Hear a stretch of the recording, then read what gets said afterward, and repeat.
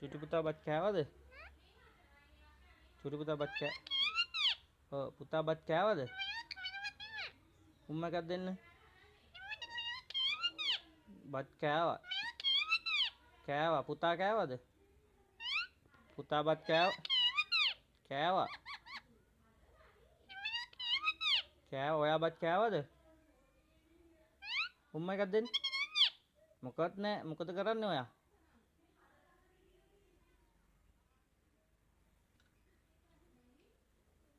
පුතා බත් මොකුත් නෑ. පුතා බත් කෑවද?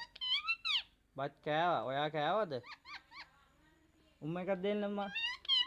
කෑවා. උම්ම එක. hina වෙන්න.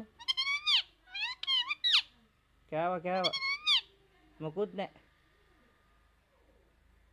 hina වෙන්න. hina වෙන්න පුතා. කෑවා. ඔයා කෑවද? hina වෙන්න.